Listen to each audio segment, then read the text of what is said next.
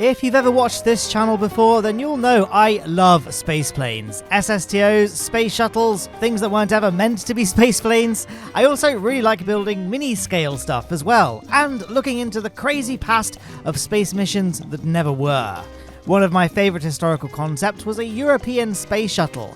Now, I've covered the Hermes spacecraft before a few years ago in stock Kerbal Space Program, but I wanted to revisit this, and a few other European spaceplane designs, by showcasing the amazingly detailed stock-alike mod KNES, which is a play on CNES, which is the French space agency. This mod is seriously detailed. You can literally discard all of the stock parts and just use parts from this mod alone to run your space program if you want. You can recreate all sorts of real and concept European rockets, and what I'm the most interested in today, 4 distinct space planes, which I've combined together into one craft to showcase on the runway. And here they all are surrounding this little space station module that comes with a mod that I've used as kind of the attachment point for all 4 space shuttles. So you probably recognize this one as being the Hermes, if I can aim the camera. There we are. We have the Hermes spacecraft here, complete with its adapter module there, or resource module, I should say. But we've also got these 3, which you may not be as familiar with. Let's go from smallest to largest. We're going to start with this one. There we are. So this is the Star Rider, which is based on the Space Rider, which is actually a cargo space plane. I say space plane, it doesn't really look like a plane. This isn't incomplete. It's not just meant to have a fuselage with wings. This is it. It's just literally a lifting body thing. And it's real. It really flew. It flew suborbitally in 2015 from a Vega and landed intact in the Pacific, becoming the first lifting body to perform atmospheric re-entry from orbital velocity. And that's it there. Now, the real-life version of this is a cargo only, but in this mod, as you can see, we have a little Kerbal on board. Who is it? I believe I put Bill inside this spacecraft. There he is. Let's have a little look inside. So as you can see, it's fairly cozy. We've got free IVA installed. Obviously, the windows here, I mean, we've got this parallax effect, but these are obviously meant to be video screens, and that completes the tour. So that's the space plane there. So yeah, really cool little, tiny little diddly cargo spacecraft in real life. It lands via parachute. I think it's got a proper parachute with this mod, and I've put the wrong one on, but you know, for illustrative purposes, that's it there. It's going to launch next year, hopefully in 2025 on Vega C. So that's going to be a really exciting launch to look forward to. We then have this one here. Now, I was a little bit confused what this was based on because I wasn't aware of a European spaceplane concept that looks like this, and that's because I realized this is actually a fictional spaceplane just for the mod. It's meant to be kind of a spiritual upgrade of the Star Rider with an extended main body and 2 wings with rudders, and looks very reminiscent of NASA's X-38, which was cancelled in 2002. And was potentially going to launch on the ARIANE V. So there's the European connection there. Let's call this a hypothetical collaborative project between the Americans and the Europeans. And once again, we have crew. We've got Bob on board of this one, I believe. There we are. So, whoops. Let's try that again. So, unlike the Space Rider, this was, well, assuming this is based on NASA's X-38, this would indeed have been a crewed vehicle. So this is a bit more realistic, and again we have the magical screens with the parallax effect. So those are the 2 little diddly space planes, but I think you guys are probably more interested in these 2 big ones. So let's go for this one first. This is your classic Hermes spacecraft. We've got these 2 science modules on the front, which are currently open. Let's go ahead and close that, and let's have a little look around. So we've actually got 2 parts to this. We have the main Hermes spacecraft, and we have the Hermes resource module, which has got its engines and stuff. This would decouple for re-entry. So there we are. So there wouldn't be a Kerbal just kind of on board, hopefully, when we detach that. Anyway, let's have a little look around. There we are. It's going to unbuckle. Have a look around. So we've got a lovely little water closet there, toilet, and a little baby Kraken. I believe that's supposed to be a kind of low-res imagery to make these cabinets, but, you know, I'm not complaining. This is all a mod. And yeah, that basically completes the tour. Love the Hermes. I have done a full video on the Hermes if you want to kind of see that. Now, this is the Hermes resource module, which doesn't survive re-entry, so you don't want to detach it with crew inside like I did, much like how you don't want to have your identity stolen, which is why I feel that Incogni is such an important service that I actually do use, who have sponsored today's video. Incogni helps you reclaim control over your personal data online and keep it safe from data brokers and trackers. Your personal details are out there being sold and distributed by data brokers to all kinds of sites, and it's frankly inevitable that at some point one of those sites will have a data breach. Incogni helps protect your data by contacting data broker companies to remove your name from their databases. And why should you care? Well, your data can be collected, bought and sold, which can result in the denial of bank loans and credit cards, or result in higher insurance rates, leaving you vulnerable to all kinds of manipulation and social engineering, and it can even result in you having your identity stolen. According to the 2022 annual data breach report by the Identity Theft Resource Center, the number of victims has gone up nearly 41.5% from 2021. My favorite offering from Incogni is their annual subscription. With this, they'll continually send removal requests for as long as you use the service, ensuring that your data is not only removed, but it stays removed. Take control of your data and join me and countless others who are saying goodbye to data breaches and hello to peace of mind. And the first 100 of you to use my code MATTLOWNE will get a huge 60% off Incogni services. So click the link in the description now to shield your privacy with Incogni today. So we'll have a look inside the this module here. So we're going to unbuckle. I don't know why, there's not really a lot to see. So again, this would be detached and, you know, wouldn't survive re-entry, so we wouldn't just leave a Kerbal here for that re-entry process. But, you know, although this is kind of like the premier flagship space shuttle of the mod pack, I guess, I actually really like this one here. So let's aim the camera. This is, I believe it's called the Callisto in the mod, but it's basically the original Hermes space plane. So the Hermes space plane was originally designed by the French in 1975. This particular model is based on the 1978 design, and I actually like this a lot more than this one because, I don't know, it just looks more retro and cool. It looks a lot more, I don't know, stock Kerbal. And watch this. Where's the button? There it is.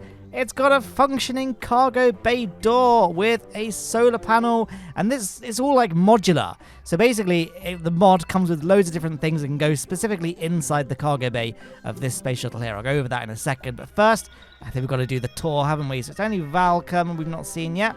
There she is.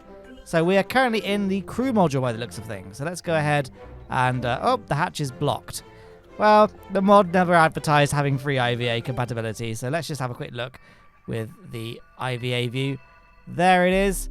I'm a huge fan of this. I think this will be the space plane I'll play first, so we'll have a good look inside later on. But let's go back to the vehicle assembly building. Oh, this looks like it's backwards. Maybe that's why the hatch wasn't working.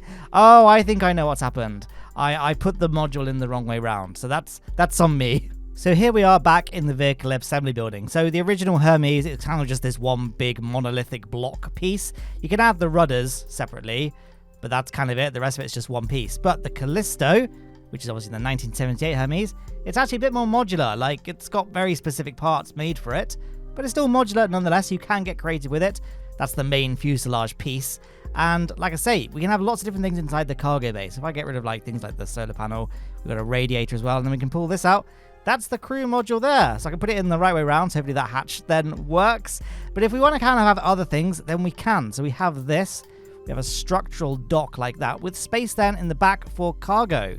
So we have a flush docking module there. We also have, oh, what's this? No, I've already showcased that. That's the solar panel we just used.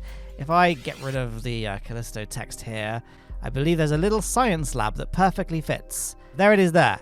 So this is the little science bay that basically serves the same purposes or same function as the stock KSP science lab, but obviously fits inside this little space shuttle, which is really cute. So yeah, really, really sort of versatile little piece. This is probably my favorite, I guess, craft you can build with this mod. So let's go ahead and build something. Before sending any space planes into space, though, I wanted to have somewhere they could go to, so I quickly whipped together this little monolithic space station in the vehicle assembly building. I called it the Columbus because the Columbus was a planned space station for Europe, kind of similarly sized to the American Skylab, which, much like the Hermes Space Shuttle, never actually happened. So I just whipped this together, other than I just quickly launch it on an ARIANE V using one of the pre-assembled rockets that come with this mod. I messed things up a little bit, though. in my haste to just get this thing done so I could start flying space shuttles, I realized I use a really small decoupler to attach the ARIANE V to the payload fairing, and in fact I actually somehow duplicated the upper stage. So we have 2 upper stages for this rocket, one of which we won't need, so apologies. We'll just play this launch back super duper fast because this is not really part of what I wanted this video to be. I just wanted to have some sort of destination in low Kerbal orbit, hence why I just launched this thing in one big rubbish single launch block with a comically wide fairing because I felt it wasn't really that important. Also, the whole tiny decoupler and 2 double stage thing wasn't the only thing I messed up. I did not check my staging for the upper stages, and I deployed the fairing way too early, way too low in the atmosphere. So that was again another whoops on my part. Wait a second. Hang on. I'm just looking at the footage now. Genuinely, this is the first time I've watched it back after filming it. We don't have 2 upper stages. So what was I talking about? Huh. That's really weird. I somehow managed to duplicate the upper stage. Well, you'll see. Have I discovered a glitch? Is this a known thing that I've just somehow never encountered? That's really spooky. Well, let's let the video play out. So I reached my target orbit, so I separated the lower stage, had it deorbit itself, and then I switched to the space station in the tracking station. And then I time warped to the daylight side of Kerbin so I could deploy the solar panels and see it happening. And the stage was attached again. Is that like a duplication glitch, or did the game autosave to a previous point because I switched away from the deorbiting stage whilst it was in the atmosphere? I've got no idea. Isn't that weird though? Anyway, let's go to the vehicle assembly building and think about building something a bit more exciting, and that is, of course, the first of our little space planes. Now, because the Star Watcher and Star Rider are so similar, I don't think it's worth doing orbital launches for both separately because it's going to be a very, very repetitive video otherwise. So we'll use this one because, I feel like I have to showcase this because this is the only one of the whole mod pack that actually existed and flew. So we'll do a little test flight of this, much like how the real one did a test flight. So first of all, I'm going to find the correct parachute. So I think it's the Paraglider Icarus chute. I say that because the real parachute used in the real vehicle was a paraglider style parachute. And then for our first stage, I thought we could use a pre-constructed vehicle, but obviously we don't want a massive full-on orbital launch vehicle. So we'll just use a sounding rocket. So sounding rockets in the real world, basically they go straight up and then straight down. They don't go in. They're basically like New Shepard, right? New Shepard is essentially a large sounding rocket. So I'm going to add a decoupler, but as you can see, our thrust weight ratio is a bit too low to get off the ground. So, call me crazy, call me a mad person, but I'm going to suggest we do something a sounding rocket heavy. That's right, we're going to put 2 other European sounding rockets on the edge of this. We've got this smaller one here, the Varinka sub-assembly, which I'm going to need to have some sort of attachment point for it to be attached to these radial decouplers. That is looking beautiful. And then we'll add the ARIANE strut connector. Just make this thing even more ridiculous. What's our thrust weight ratio now? If I just get the staging all sorted. 1.3 thrust to weight ratio. And of course, we can't forget as well, we need to add some landing skids to our vessel. So here we are on the launch pad with our sounding rocket heavy, ready to go. 3, 2, 1. Look at that. Have you ever seen a more beautiful launch? I don't think you have. So yeah, as mentioned, this is called the Star Rider in the mod, but it's based on the Space Rider in real life, which is quite exciting because it's the only vehicle out of all the space planes in this pack that has actually flown in real life. And I say that's not completely true. What has flown is the Intermediate Experimental Vehicle, or the IXV, which is kind of like the precursor, and then the Space Rider is the actual service one that's going to launch for the first time, hopefully next year, on Vega C. But, they're very, very similar vehicles for all intents and purposes, so I didn't feel there was much need to... Oh! The decouplers have a lot of force there for such light-sounding rocket boosters. And there we are. Isn't that just beautiful? We're going to a very, very high height. What's our apoapsis? Just over 5 kilometers, so almost Starship Orbital Flight Test. Starship High Altitude Flight Test that we used to see back in 2020 and 2021. 4 kilometers shy, admittedly. But there is the Space Center below us. Now, our landing is going to be facilitated by parachute, but we can actually somewhat steer this thing. This is a lifting body design. So we just speed up time warp to make things a bit... Whoop, maybe not. Maybe we won't make things obvious. As you can see, I can sort of pitch and can somewhat steer myself. Oh, now this is a This is setting me up to maybe try something a bit silly. Let's deploy the landing gear and see if we can't land on top of the vehicle assembly building. I'm recording this bit of commentary live. This video is kind of a mix of live commentary and editing commentary. This particular bit is live commentary, so let's see. I think we look good. I've got to deploy the parachute at some point, though, otherwise I'm not going to slow down fast enough. Oh no, we're going to miss. Probably for the best, because we're coming down very fast. Abort the landing. Let's go somewhere else. Whoa. I was like, okay, let's just quickly steer out the way. But hey, we can sort of still technically land on the VAB if I can just scooch us over to this thing. Maybe not. Maybe not. But there is a successful landing. Our brave Kerbal there, looking quite frankly over the moon. So that's going to be that for this flight. I'm going to press recover, actually. Not revert flight. I don't want this to just be forgotten. There we go. So with our first space plane flight out of the way, it's now time to construct our second space plane. I'm going to build the one I've been looking forward to the most, and that is, of course, the French Hermes space plane. Now, I'm going to build it properly rather than using the custom pre-built craft file that comes with this mod pack. So we start off with the Callisto space plane, I guess, fuselage, so the cockpit and the cargo bay is just one piece, and then added that monopropellant engine to the back, which again is part of this mod. And you can see we've added the specific Callisto wings and the Callisto tail fin. Callisto tail fin is just one piece. The wings are two pieces. You've got the wing and the elevon. And I tried to color the wings so that we had the heat shield. We had a heat shield underside, basically. Does that make sense? But I don't know, I couldn't figure it out. As you can see with mirror symmetry, one of the wings was always upside down, and I couldn't figure out how to solve this. Now, maybe I'm just dumb, but I thought, well, I've kind of showcased the build of this thing right. I'm just going to load the pre-built craft file now. I guess the way around that problem I was facing was just to place the two wings separately, like not in symmetry. But I just wanted them to be placed and lined up properly, so I just loaded the pre-built craft file.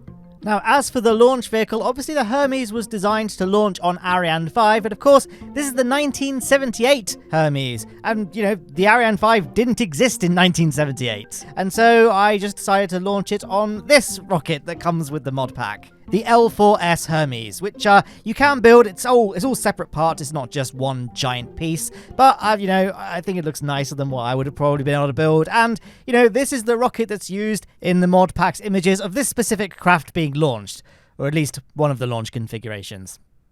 So I figured this would be a good choice of launch vehicle. Let's see if that choice paid off. And we are off on our maiden voyage of the 1978 design of the French Hermes spacecraft with the aforementioned launcher, the first stage of which is solid fuel, so wasn't too much to worry about in terms of throttle, and the thrust-weight ratio actually worked out pretty good. Okay, maybe we're going a little bit faster than I would normally be going if I had throttle control, but, all in all, I think it looks pretty nice. And look at that. Our fuel is about to run out of the first stage. There we are staging. Oh, there we are staging the second stage. Listening back, I'm probably going to mute the audio, actually, because I realize the audio is all horribly out of sync.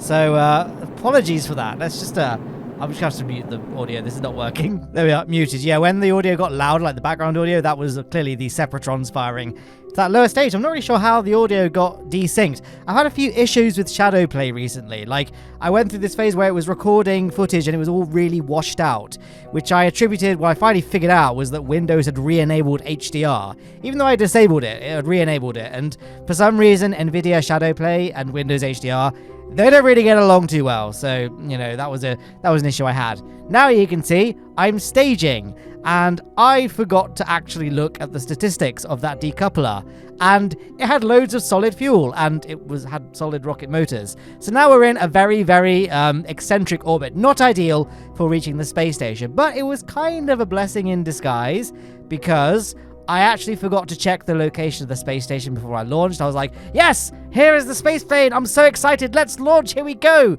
And I forgot to check whereabouts the Columbus spacecraft space station was, and it was kind of in the wrong position.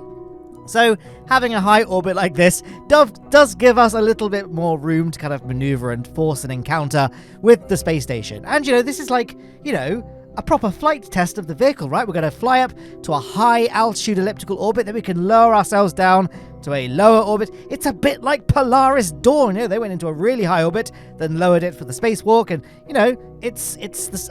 This was an intentional mistake, okay? So yeah, I didn't talk about it at the time because I was waffling about something else, but I've opened up the cargo bay door and I've deployed the solar panel, and doesn't it look so cool? That little single hinge cargo bay door, I don't know, it just looks, oh, it's hard to put into words. I really like how it's just that single hinge, it's not a split hinge like the bigger American space shuttle. It just looks so cute and cool, and I don't know, and the solar panel fits really, really well with this mod, and that was the conclusion of the tour of the interior of this vehicle, by the way.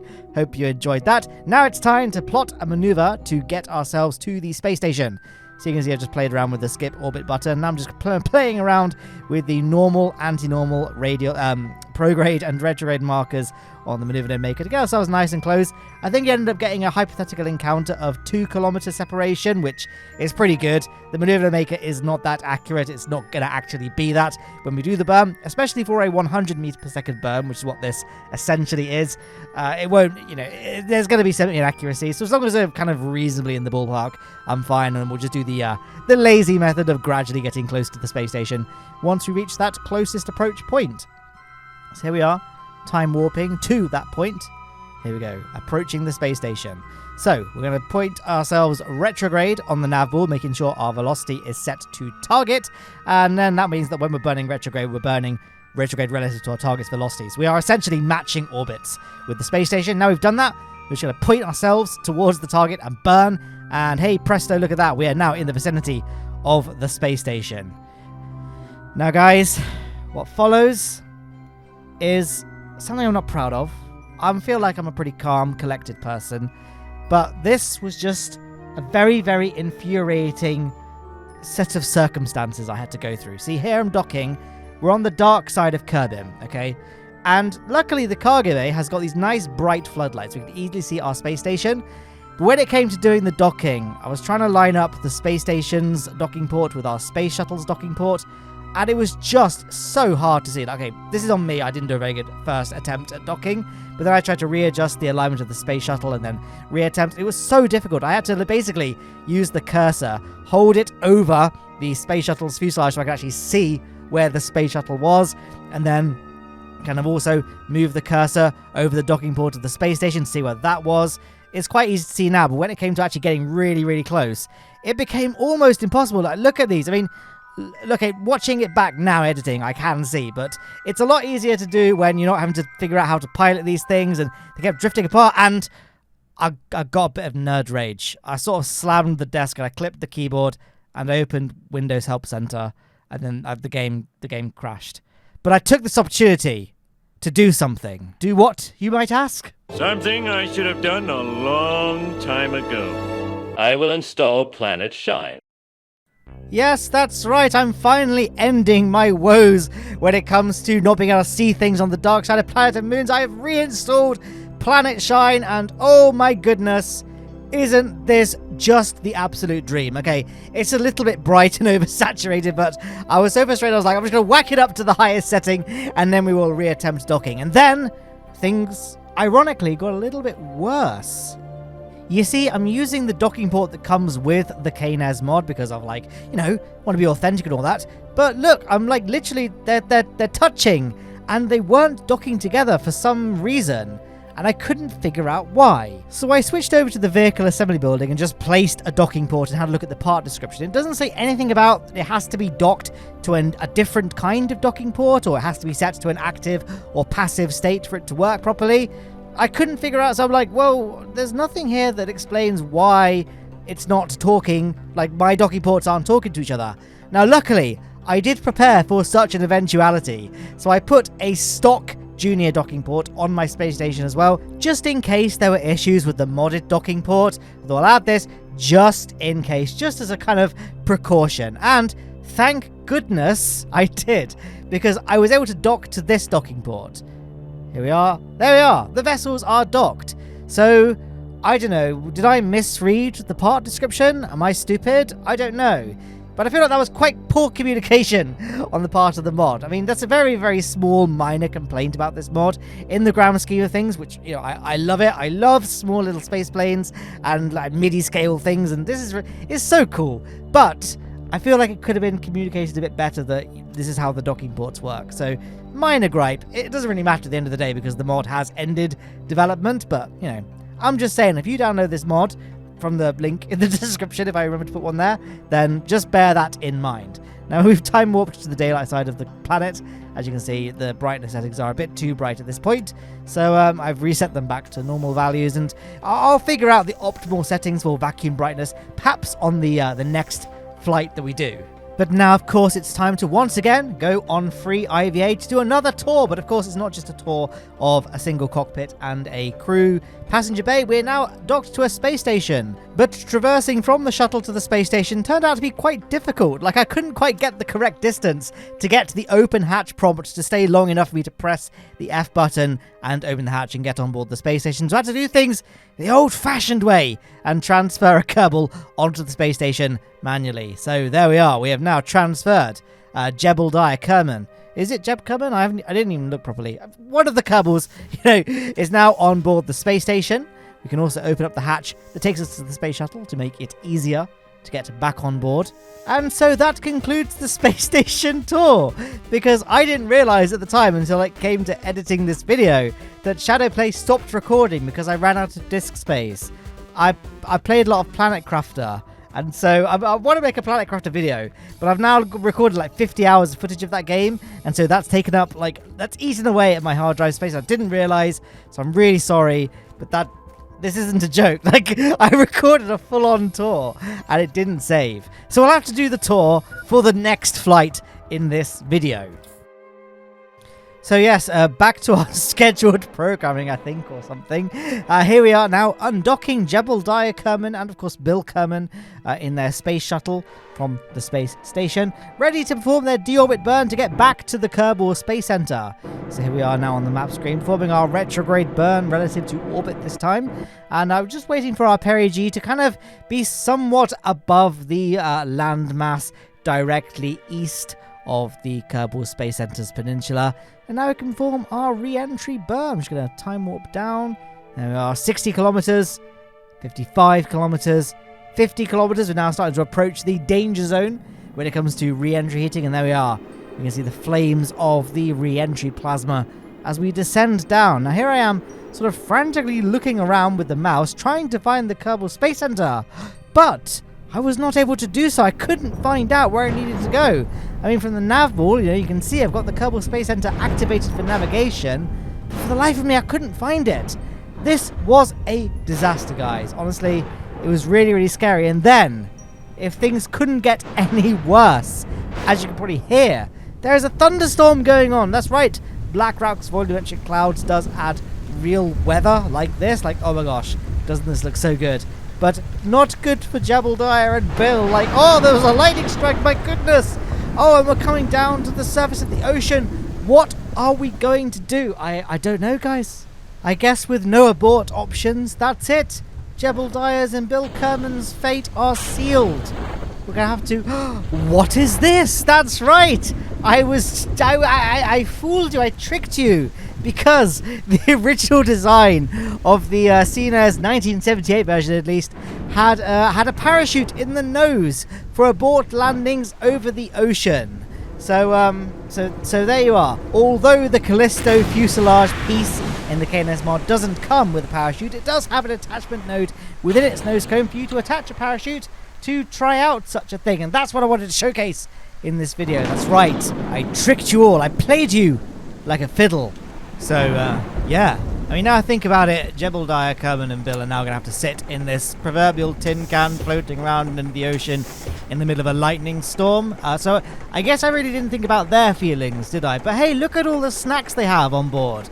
That will easily pass the time between now and rescue, hopefully. Look at that. He's carrying the box to the cockpit so they can enjoy a nice old time whilst we crossfade over to the spaceplane hangar to build the next thing, which is the most up-to-date version of the Hermes spaceplane, and the one that most people are probably the most familiar with. And this is me building it here. It's a lot easier to construct than the Callisto, because really it's just one big block piece that you just add the rudders to and the landing gear to, and that's literally it. We can then add the Hermes adapter piece that allow us to, first of all, connect it to the ARIANE V rocket. And this has got things like the it's got a lot of the monopropellant on board. The main spacecraft also has monopropellant reserves. But I'm also going to put some engines in it as well, just for propulsion, because the main spacecraft does not have any thrusters, aside from some RCS thrusters, which we can't really use for orbital maneuvering, and indeed our D-orbit.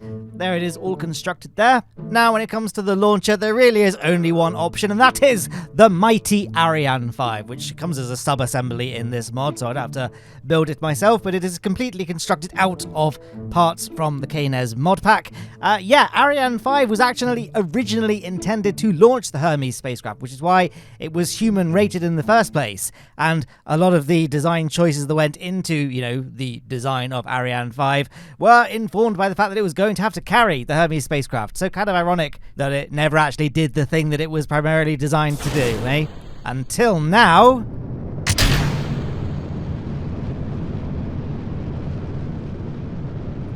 Oh, what a beautiful launch. Looking at that magnificent rocket launching into the sky with, of course, the mighty Hermes spacecraft at its tip.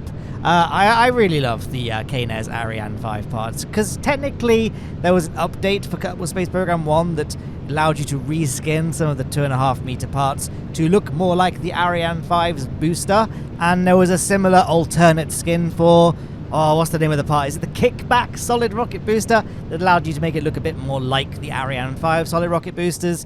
But you could tell it was all kind of done retroactively, and the parts were never intended for you to accurately recreate the ARIANE V because the proportions were just a little bit off.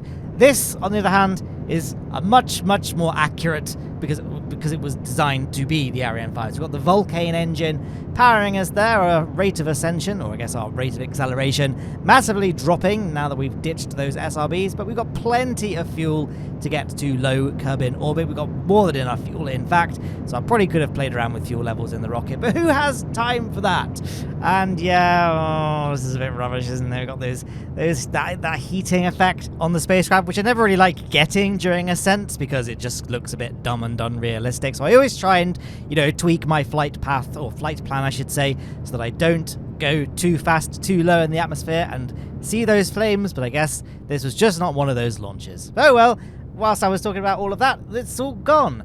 What do you think about the skin I chose for the space plane, by the way? There's two skins for it. We've got this nice, lovely black and white one, and we have the grey and white and black variant that I showed at the very beginning of this video when I was showing all the different space planes we'd be flying. So which do you prefer? I think I like this one a little bit more, but to be honest, both look absolutely fantastic. So at the moment, the space station that we're going to try and dock to again is ahead of us. So we need to enter a faster orbit so that we can catch up to it, and a faster orbit is a lower orbit. So I made sure my apoapsis was below the height at which the space station is orbiting. Then we can make a little maneuver node and get a nice close encounter on the opposite side of the planet. Not too close, but I wasn't too worried about getting it super close and super efficient, because look at our delta V! We've only got 212 meters per second in this stage, to be fair, but the next stage we have 1,135 meters per second, which is like basically half of Kerbin's orbital velocity. So, we've got plenty of fuel, and we have avionics inside this little engine stage here, so we can deorbit it and not leave any debris in space. Which, as you can probably tell from my low Kerbin orbit, hasn't really gone well thus far. I seem to have quite a few probes and debris just floating around in low Kerbin orbit, despite the fact that I feel like I've been fairly good about making sure I'm deorbiting stuff or detaching stuff before it reaches a stable Kerbin orbit. So I think it's to do with the fact that someone in the comments of a video of mine recently, I can't remember which video or which comment or who they were, but if you're watching, you know who you are, I hope. They said that if you're, let me think, what was it? If you try and deorbit something, but its periapsis is above 60 kilometers, it won't actually ever deorbit. It will just keep on resetting back to space. So maybe I'm just not deorbiting stuff sufficiently. Who knows? Anyway, it's a mystery for another day, because there is the space station gradually getting closer and closer, and then suddenly further away because I throttled up a bit too close and sent it spinning out of control. So small whoops on my part, but it was fine. There are currently no crew members aboard the space station, so no Kerbal lives were at risk. Not that, Kerbal lives really have much value in this game, do they? Although I try my best. I try never to kill my Kerbals. I always try to put launch escape systems into crewed vehicles whenever I can, and of course, I got a little series called The Plunderbirds, which you might have heard of, which I rescue other ships or other players' stranded crews. So I don't really know what I meant. I think I'm just kind of stalling for time here, guys, whilst I wait for the docking process to be completed so I can move on to the next phase of this video. It's kind of hard to sustain commentary when I'm kind of just doing the same launch that I just did, right? I'm just launching another space plane to the space station. I decided not to take any chances, though, with KNS docking ports. I just used the stock docking ports because I knew they would just work. And there we are. We are docked to the space station. So I'm not going to... This video has already been, like, really, really long. So I'm not going to do, like, all the crew are going to transfer onto it and, we simulate a mission. We're just going to get Jebediah do a quick, speedy tour. So this is the wrong way. That's the EVA hatch. Here we are in the main laboratory module. Now we can go through this hatch here, which will take us through a kind of crew command module. Where are the seats? There are the seats. There they are.